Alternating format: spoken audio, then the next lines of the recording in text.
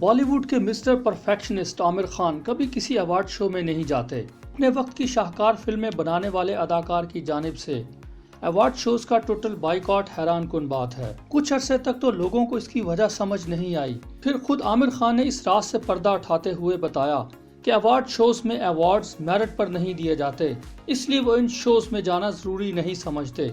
आमिर खान की इस बात में कितनी सच्चाई है और कितनी मुबालगा आराई, ये कहना तो बहुत मुश्किल है, लेकिन बात करने वाला चूंकि आमिर खान है इसलिए दाल में कुछ तो काला है। चलें हिंदुस्तान को छोड़ें।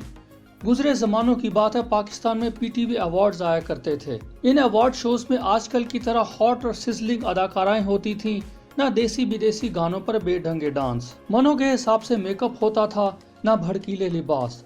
सादगी और वकार ही इन अवार्ड शोज का हुस्न होता था। ऊपर से कंटेंट इतना जानदार कि लोग शुरू से आखिर तक टिकटिकी बांध कर देखते थे। खालिद अब्बास डार का मशहूर पैरोडी सॉन्ग मैं नहीं खेदना कोरिया दिनाल ऐसे ही एक अवार्ड शो में गाया गया जो आज भी लोगों को याद है। ओ मैं नहीं खेदना कोरिया दिनाल। उस दौर में अवार्ड्स की तकसीम पर कोई उंगली नहीं उठा सकता था, क्योंकि अगर एक कैटेगरी में 3 लोग नामजद होते तो तीनों का मयार मामूली फर्क के साथ एक जैसा ही होता था। प्रोफेशनलिज्म का दौरा था।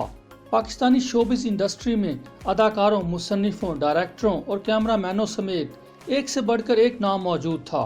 दुनिया पाकिस्तान की फिल्मों और ड्रामों को देखकर उनसे सीखती थी। ये तो था हमारा शानदार माजी। अब जरा हाल का किस्सा भी सुन लें। कुछ रोज पहले हम टीवी अवार्ड्स देखने का मौका मिला।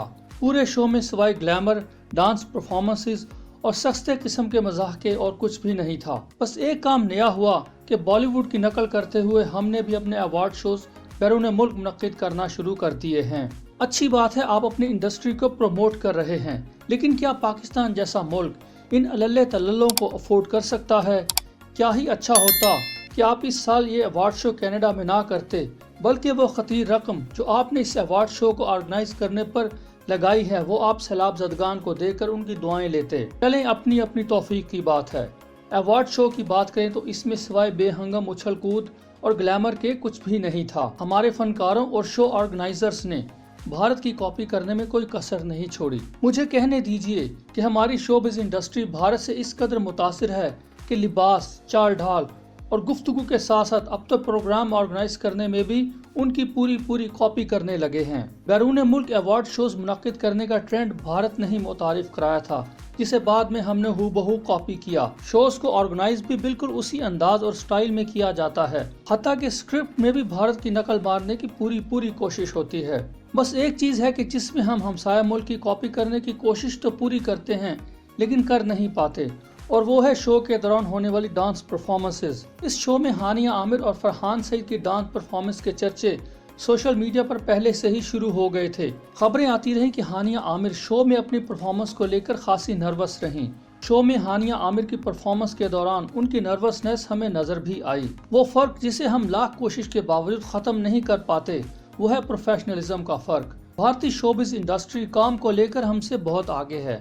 उनके अदाकार और अदाकाराएं डांस और अदाकारी की तरबियत लेकर इस फील्ड में आते हैं, जबकि हमारे यहाँ ये काम फिल्म और ड्रामों में आने के बाद किया जाता है। कोई किसी का बेटा है, कोई किसी की बेटी है, कोई किसी की फेवरेट है तो कोई किसी की नूरे नज़र।